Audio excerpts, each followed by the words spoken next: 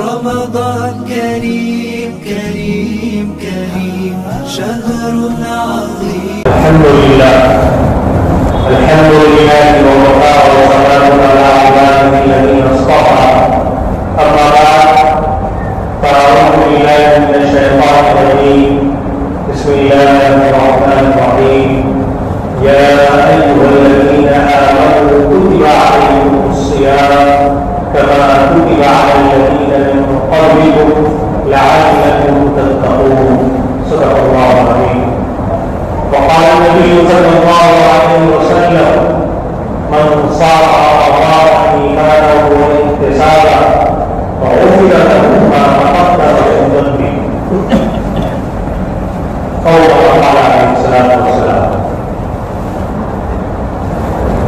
میرے عزیز دین بھائیوں، میرے بزرگوں، کہ اس وقت ہم نے اپنے بچوں کو اور اپنے نوجوانوں کو موبائل کے حوالے کر دیا.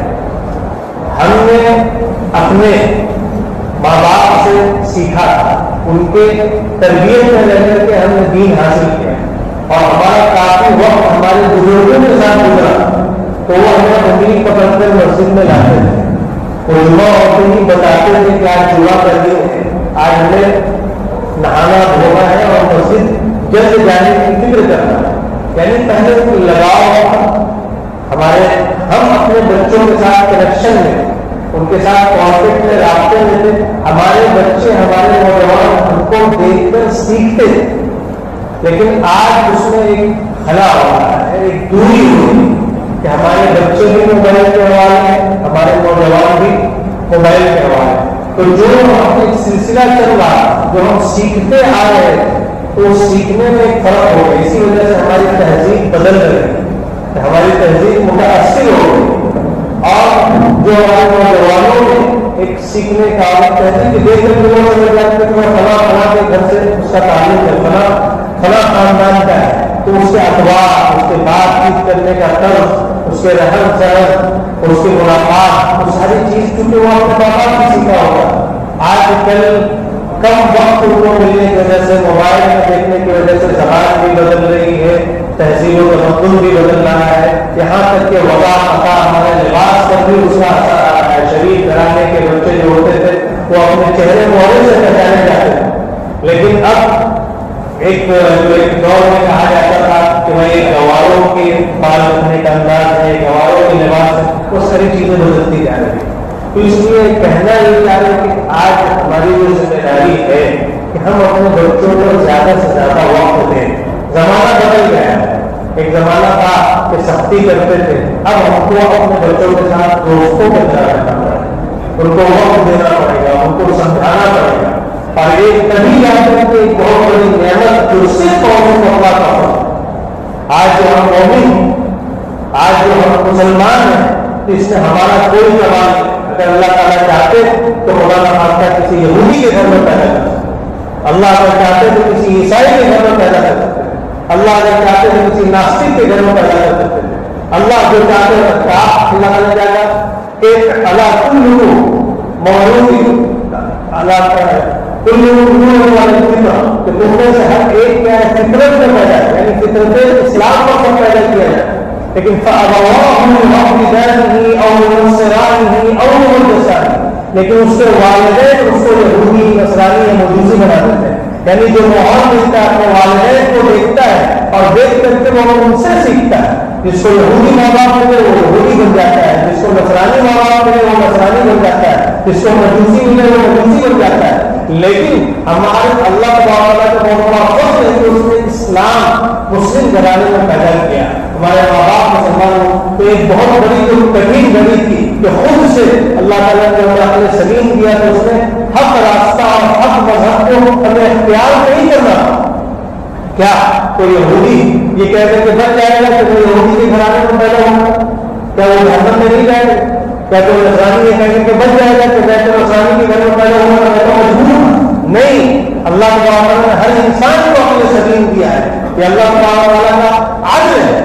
کوئی مزدور ہے، اگر آپ اس کو کہیں کر کے لاتے ہیں کہ بھائی صبح سے شام تک تم کو میرے گھر پر یا میرے دکان پر مزدوری کرنا ہے، فلاں چیز بنانا ہے، فرنیچر کا کام ہے، مزدوری کیا ہے 1,000 روپئے تمہیں ملے گا، صبح 8 بجے سے شام کے 6 بجے تک آپ کو کام کرنا ہے.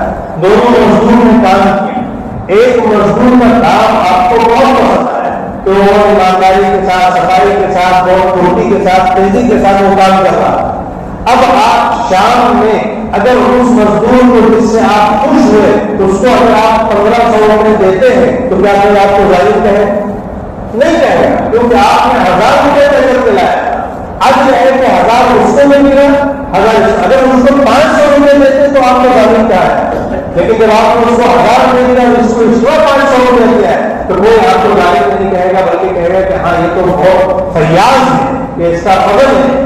تو اسی طریقے سے اللہ تبارک نے ہر انسان کو عقل سلیم دی ہے جس کی بنیاد پر وہ حق کو اور اللہ کو توحید کو پہچان سکتا ہے. ایک دیہاتی نے خود کہا تھا کیا جب ایک چلنے والا جانور جب چلتا ہے تو اس کی میگنیاں بتاتی ہے کہ یہاں سے اونٹ گزرا ہے، یہاں سے گائے اور بکریاں گزری ہے، تو کیا یہ آسمان، یہ زمین، یہ پہاڑ یہ نہیں بتاتے کہ ان کا پیدا کرنے والا ایک ہے؟ تو اللہ تبارک نے اپنے سلیم کو ہر انسان کو دی، اس لیے کوئی بچ نہیں سکتا اگر وہ اللہ کے علاوہ کسی اور کی عبادت کی. لیکن اللہ تبارک نے خصوصی فضل فرمایا کہ ہمیں کہاں پیدا کیا؟ مسلم گھرانوں میں. ہمیں ماں باپ مسلمان دیے، ہمیں یہ ماحول دیا کہ آج جمعہ کے دن آ کر کے ہم دین کی باتیں سن رہے ہیں، سیکھ رہے ہیں. لیکن جتنا فضل فرمایا جاتا ہے، اللہ کی نعمت جتنی دی جاتی ہے اس کا شکر بھی ہمارے اوپر اٹھانی زیادہ لازم ہے. اگر ہم اسلام کی دولت کی قدردانی نہیں کریں گے، اگر ہم اسلام کو سیکھیں گے نہیں، ہم اس کو پڑھیں گے نہیں، اگر ہم عقائد کو نہیں جانیں گے، عبادات کو نہیں جانیں گے، معاملات کو نہیں جانیں گے، معاشرت کو نہیں جانیں گے، اخلاق کو نہیں جانیں گے، تو ہمارا دین کامل نہیں ہو سکتا. یہ دین کے اجزاء ہے جن کو عقائد، عبادات، معاملات، معاشرت، اخلاق، یہ پانچوں چیزوں سے مل کر کے ایک انسان دیندار بنتا ہے. اور جب تک ان پانچوں حصوں میں اور دین کے پانچوں اجزاء میں جب تک وہ کامیاب پاس نہیں ہوگا تب تک اس کو جنت نہیں ملے. تو بہرحال یہ تو ایک بنیادی بات ہے. اللہ تبارک نے ہمیں بہت فضل فرمایا کہ ایک مسلمان گھرانے میں پیدا فرمایا.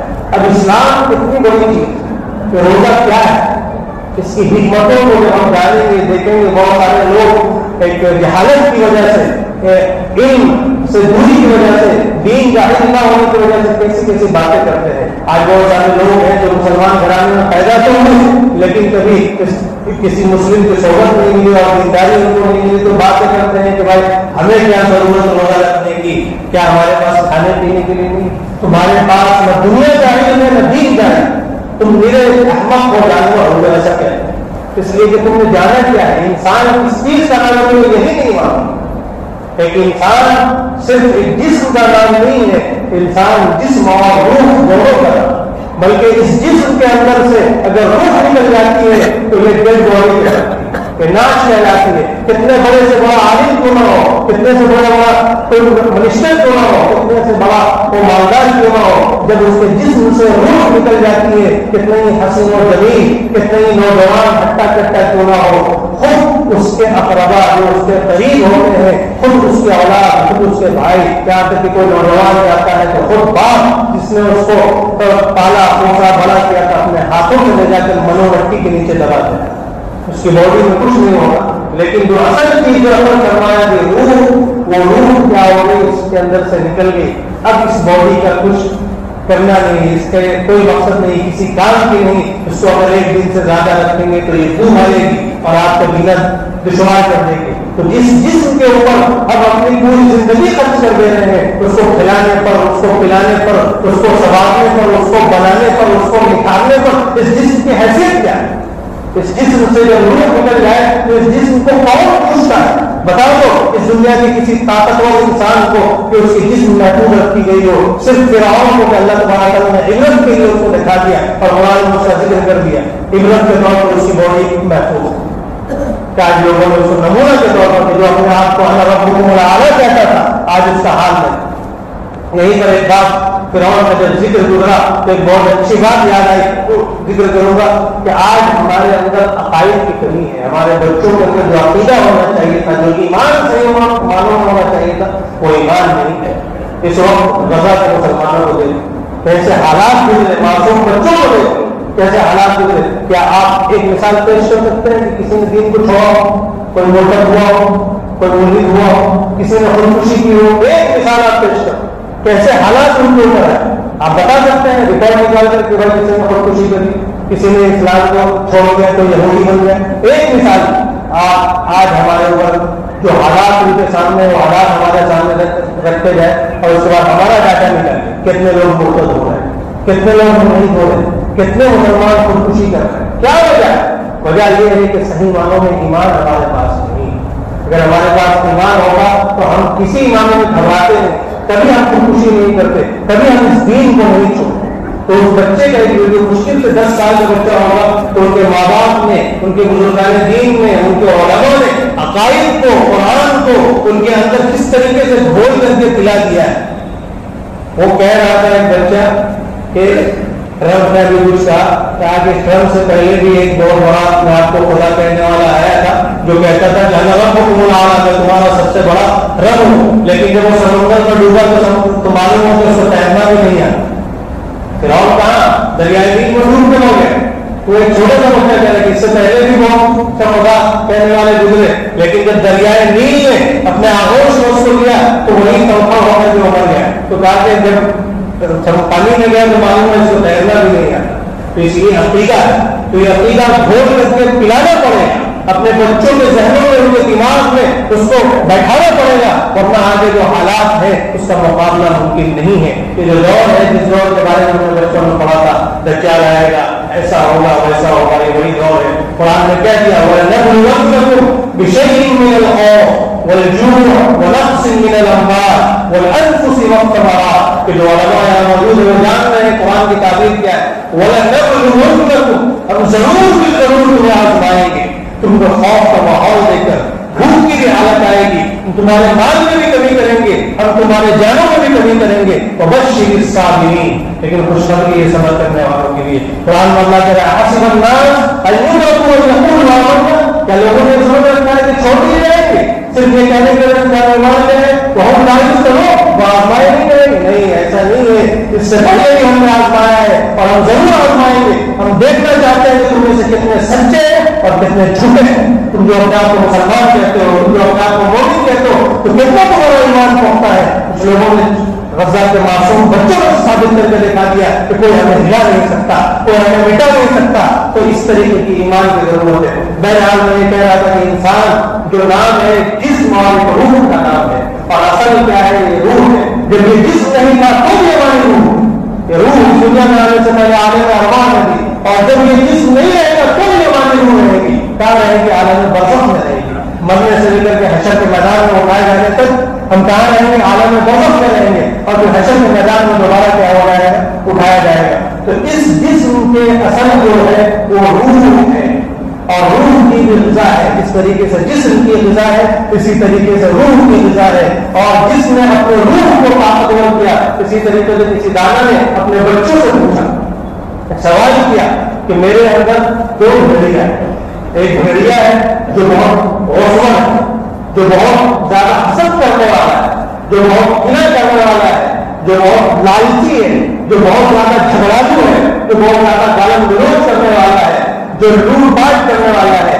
اور ایک بھیڑیا وہ ہے جو بہت زیادہ بردبار ہے, عقل مند ہے, وہ انصاف کرنے والا ہے, دوسروں کو ترجیح دینے والا ہے, وہ رحم کرنے والا ہے, وہ اپنے اوپر کنٹرول کرنے والا ہے.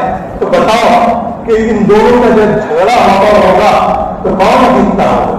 بتائیے آپ میں سے کوئی جواب کہ جب انسان ہر انسان کے اندر وہ بھیڑیا ہے, تو جب ان دو بھیڑیوں میں جب جھگڑا ہوگا تو کون جیتتا ہوگا؟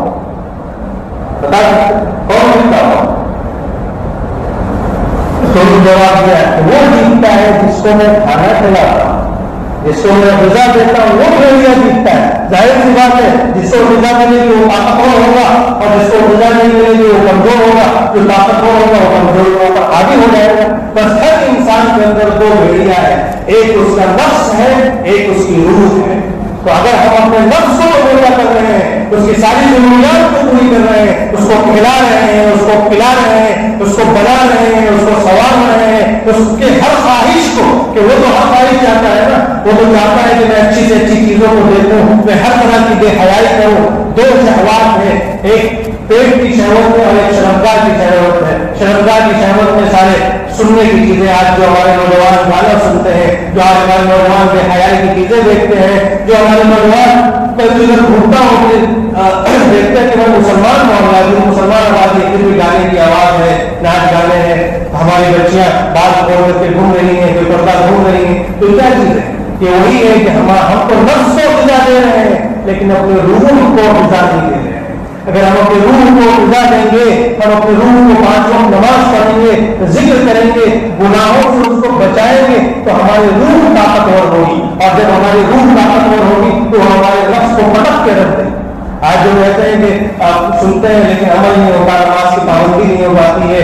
جب ہمارے سامنے غیر محرم آتی ہے تو ہم ہمارے آنکھوں کو کنٹرول نہیں کر پاتے ہیں. جب کوئی ایسا ماحول آتا ہے تو ہم اپنے کان کو گانے سے بچا نہیں پاتے ہیں، ہم اپنے خواہشات کو کنٹرول نہیں کر پاتے ہیں. تو کنٹرول اسی وجہ سے نہیں کر پاتے ہیں کیونکہ نفس ہمارا مضبوط ہے، روح ہماری کمزور ہے. تب اس کو مضبوط کرنے کا طریقہ کوئی ایسا چٹکی نہیں ہے کہ بجا دیا اور ختم ہو گیا.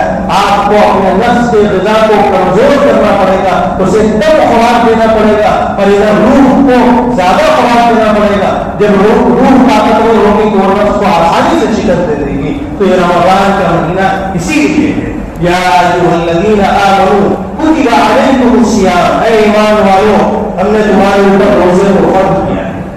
کما کتب علی الذین من قبلکم، اللہ تعالیٰ نفسیات کو جانتے ہیں تمہارے لیے یہ امت محمدیہ کے ماننے والوں، یہ صرف تمہارے اوپر فرض نہیں ہے، اس سے پہلے جتنے لوگ آئے ان کو روزہ پہنچتا. اور روزے کا مقصد کیا ہے؟ لعلکم تتقون، تاکہ تم متقی بن جاؤ، تاکہ تم اہل تقویٰ بن جاؤ. اور اہل تقویٰ کون ہے؟ متقی کون ہے؟ جو ہر قسم کے گناہوں سے اپنے آپ کو بچائے، جو ہر قسم کے رسائل سے اپنے آپ کو بچائے، جو ہر قسم کی برائی سے اپنے آپ کو بچائے، جو ہر قسم کی بے حیائی سے اپنے آپ کو بچائے، جو اپنے نفس کے خواہش کو کچل کر کے رکھ دے، جو اپنے نفس کی ایک نہ سنے، وہ کیا ہے؟ متقی ہے. بلکہ ہمارے بزرگوں نے کہا متقی وہ ہے جو شبہات سے بھی بچتا ہو، صرف حرام سے نہیں، جس چیز میں شبہ پیدا ہو گیا اس کو بھی چھوڑ دیتا ہو، ایسا شخص کیا ہے؟ متقی ہے. تو اس روزے کا مقصد یہ بھوکا رکھنا نہیں ہے کہ جو لوگ کہتے ہیں کہ ہمارے پاس کیا کھانے پینے کا نہیں ہے، تم کو معلوم بھی نہیں ہے کہ انسان کیا ہوتا ہے اور تمہاری اصل کیا ہے، تم کہاں سے آئے ہو اور کہاں جاؤ گے، تمہیں کسی چیز کا علم نہیں. کسی کو قرآن نے کہا کالانعام بل ہم اضل، یہ جانور نہیں بلکہ جانور سے بھی نہیں گزرے ہیں. تو اسی لیے ہمیں دین کو پڑھنے کی ضرورت ہے، قرآن کریم کو پڑھنے کی ضرورت ہے. تو روزے کے مقاصد میں یہی کہا گیا ہے کہ روزے کا سب سے بڑا مقصد یہ ہے کہ ہم اپنی طبیعت کو، ہم اپنے نفس کو کمزور کریں. روزہ کس چیز کا نام ہے؟ مخترات ثلاثہ سے بچنے کا نام. 3 چیزوں، کھانا پینا اور اپنی بیوی سے جائز تعلقات کو چھوڑ دینے کا نام. صبح صادق سے لے کر غروب آفتاب، ان 3 چیزوں کے کو چھوڑنے کا نام کیا ہے؟ روزہ. کھانے کو، پینے کو اور اپنی بیوی سے جائز تعلق کو چھوڑنے. کیا یہ تینوں چیزیں حرام؟ یہ تینوں چیزیں حلال ہیں. بلکہ بعض اوقات اور بعض مواقع پر اگر کوئی ان کو ترک کرے اور ان کے اوپر قدرت ہو تو وہ گنہگار ہو. اگر آپ کو عبادت میں کمزوری محسوس ہو رہی، کہیں پر ایسا ہے کہ مقابلے کا وقت ہے تو اس وقت کھانا، اسی لیے لکھا ہے کہ کھانا ایک لمٹ میں، لیکن کوئی زیادہ تو کہا کہ جو مجاہدین ان کے لیے زیادہ کھانے کی اجازت ہے تاکہ وہ زیادہ طاقتور ہو اور مقابلہ کر سکے. تو بعض اوقات میں اسی طریقے سے کسی کے پاس کھانے پینے کی چیز ہو اور وہ نہ کھائے اور نہ پیے اور اس کے بعد مر جائے تو اس کو خودکشی کا گناہ ہو. اسی وجہ سے کیا کہا کہ اضطرار کی حالت میں حرام چیز کو بھی حلال کر دیا، حالت اضطرار کی.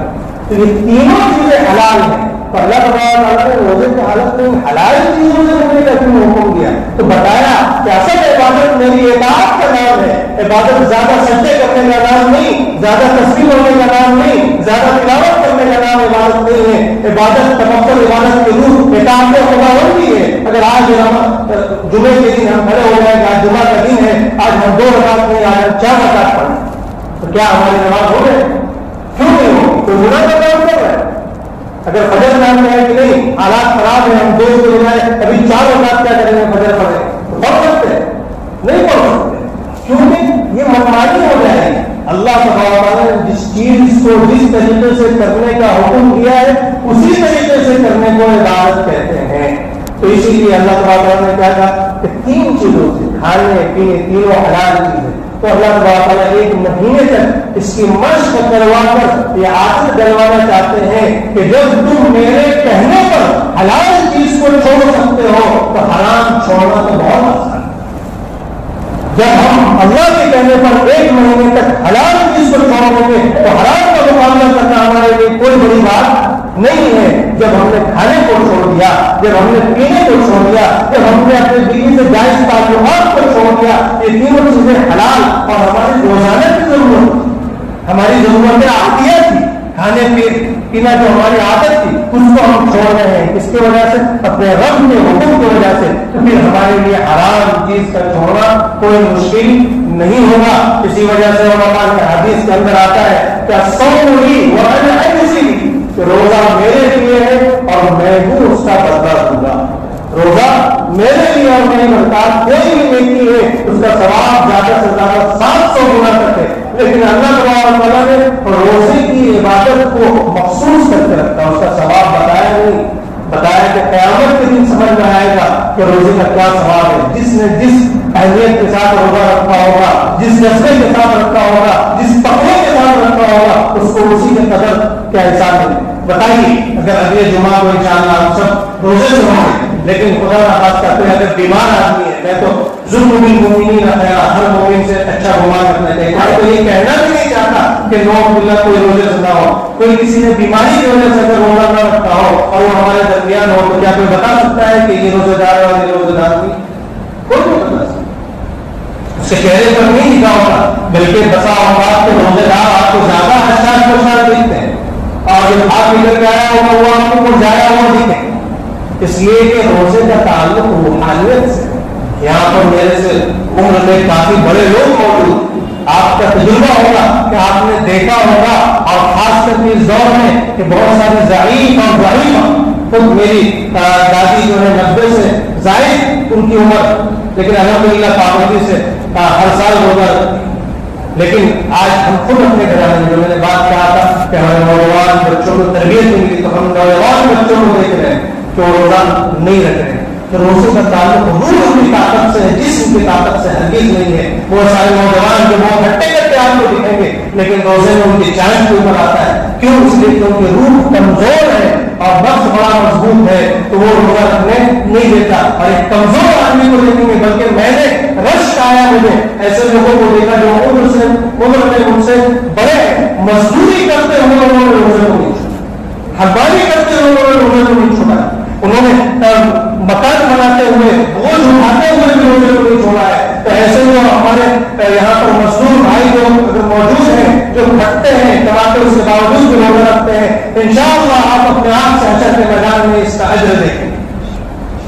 अल्लाह ही आपको अजर देगा। जब आप प्यास की शिद्दत को बर्दाश्त करते हुए इस काम को करेंगे तो अल्लाह ही उसका अजर देगा। मुझे रश्क आता है, अपने से ज्यादा उनके ऊपर रश्क आता है कि हम लोग को मस्जिदों में रहने वाले, हम लोग को एसियों में रहने वाले, उसके बावजूद हमारे दिल सूख जाते हैं। लेकिन असल मौतेदार और असल अजर के हकदार ये है जो कि बाजार में जो तपती हुई रेत में जाते हैं उसके बावजूद रोजे को नहीं छोड़ते हैं। और आपने देखा होगा कि मुसलसल, इसलिए कि एक बहुत इल्मी बात मैं यहाँ पर बता रहा हूँ, हज़रत शाह वलीउल्लाह मोहम्मद दहलवी रहमतुल्लाह अलैह ने हुज्जतुल्लाह बालिग़ा में एक इस्तिलाह लिखी जिसको कहते हैं मोडी। उस इस्तिलाह का नाम क्या है? मोडी। इसलिए कि आपने बहुत सारे ऐसे लोगों को देखा होगा जो नमाज की पाबंदी तो करते हैं लेकिन रोजा उनसे छूट जाता है। बहुत सारे ऐसे लोगों को देखा होगा जो रोजा तो करते हैं लेकिन रमजान में भी नमाज की पाबंदी नहीं होती, ऐसे लोगों को देखा होगा। इसकी वजह क्या है? तो कहा कि मुई जब इंसान को एक नेकी करता है तो जब वो अगली नेकी करता है तो ये नेकी उसकी मुआविन बन जाती है, वो सपोर्ट करती है अगली नेकी करने में। तो जब वो मुसलसल वो नेकी को करता है तो एक चैन सिस्टम बन जाता है। यानी जिस काम को पहले वो अकेला कर रहा था, अब जितनी नेकी की अब उस काम के करने वाले उससे बढ़ गए, तो अब उसके लिए वो काम क्या हो जाएगा? आसान हो जाएगा। इसी वजह से हमारे यहाँ के बाद 40 दिन तक तकबीर उला पड़ा है, 40 दिन तक ये काम करना है। तो मुसलसल जब इंसान 40 दिन तक वो काम करता है तो उस काम की लड़ी बन जाती है और वो काम की उसकी तबीयत बन जाती है। तो जो मुसलसल हर साल रोजा रखते आ रहे हैं तो उनका जो चैन सिस्टम है रोजे वाला वो बिल्कुल मजबूत है, इसीलिए पिछला रोजा अगले रोजे में उनको सपोर्ट कर रहा है। लेकिन जिन लोगों ने नमाज के बावजूद रोजे को क्या किया, छोड़ा, तो उनके जो रोजे का सिस्टम है वो कमजोर है, तो रोजे की ताकत उसको मिल नहीं रही है। ये रोजा तो मामूली से रख रहा है, लेकिन नमाज का जो इसका चैन सिस्टम है वो क्या है, कमजोर है, इसलिए नमाज में उसको मदद नहीं मिल रही है। क्योंकि वक्त हो रहा है, सिर्फ 1 मिनट है और 1 मिनट और मैं लूंगा। बस रोजे के 3 मकासद, रोजे के 3 मकासद और 3 फवाइद बताओ। रोजे का सबसे बड़ा मकसद तो यही है कि अपने नफ्स को कमजोर करना और अपने रूह को ताकतवर करना और अपने नफ्स को रूह के ताबे बना देना। किसके ताबे बना देना? रूह के। 3 चीजें याद रखें, एक है नफ्स, एक है अक्ल और एक है शरीयत। इंसान का नफ्स हमेशा किसके ताबे रहेगा? अक्ल के ताबे रहेगा। और अक्ल किसके ताबे रहेगी? शरीयत के ताबे रहेगी। तभी ये सिस्टम सही चलेगा, वरना ये सिस्टम क्या हो जाएगा, खत्म हो जाएगा। तो सबसे बड़ी चीज क्या है कि अपने नफ्स को रूह के ताबे करना, ये एक मकसद है। दूसरा, गुनाहों को मिटा देना। और तीसरा, अपने शहवात पर कंट्रोल करना। जब हम हराम चीजों से अल्लाह के कहने पर 1 महीने के लिए रुक जाएंगे, फिर हराम चीजों से रुकना तो बहुत आसान है। क्या हम बंद कमरे में अगर पानी पी लें तो कोई देख रहा?